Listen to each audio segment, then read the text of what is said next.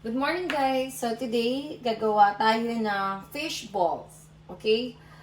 Made out of tilapia. Ayan. 2 pieces of tilapia because yan lang ang available sa rep ko. 2 eggs. Yan. Canola oil for frying. Deep frying actually. Then Himalayan salt, pepper, flour, garlic, celery, and carrots, onion. Okay? Pe-prepare ko muna lahat. Kailangan ko munang i-fillet yung fish. And then, we'll get back to you.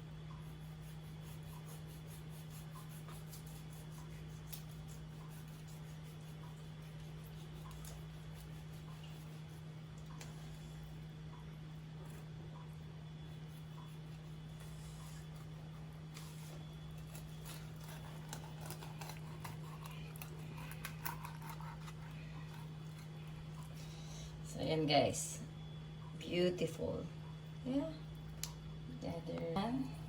After natin ma-fillet, ayan ang itsura ng tilapia. Ayan. So, imimins ko na tong laman niya. Ayan.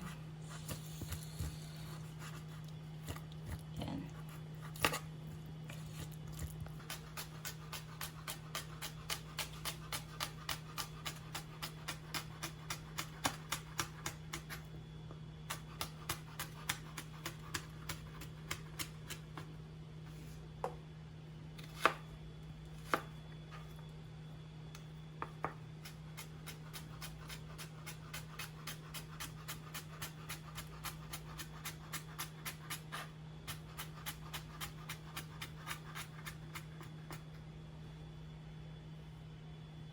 Ito na yung fish fillet.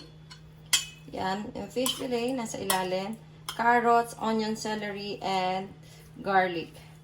Now, I'll put the flour. Kahit anong flour, pwede niyong gamitin. So, this is 1 cup of flour. Pagdagan natin ng konti. Yan. 1 cup of flour.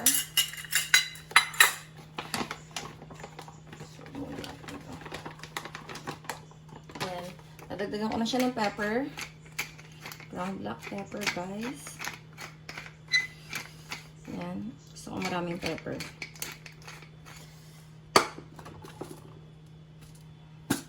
Salt.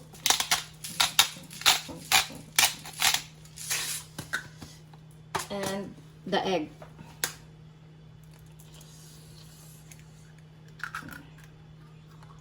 Dalawa ilalagay kong egg. Okay. Then, mix lang natin. Mix, mix, mix. Hanggang sa maging even.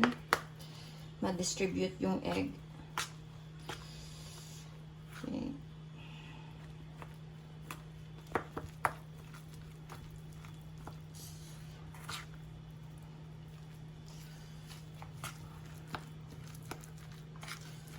Ayan. The oil is hot. So, malinis yung kamay ko. Magpo-form lang tayo ng balls. Yan. And then, yan. Perfect. Dadrop na natin siya ngayon.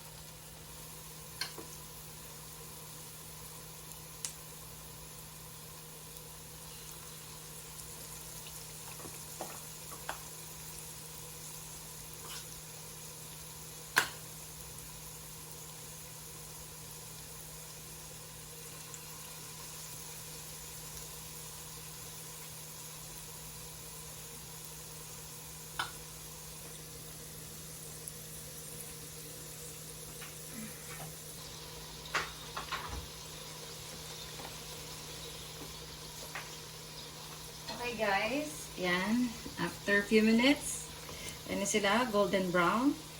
Medyo iba-iba yung size natin, pero okay lang yan. Mas na-realize ko na mas manipis, mas okay para luto yung loob. Okay, so, yan. Kumuha lang ako ng isang lalagyanan nito. Nilagyan ko lang ng tissue. Yan. Para yung mga excess oil is matanggal. Yan. Okay, guys. Our finished product. Yan. Kumuha lang ako ng suka na may cucumber, onion, garlic, and chili.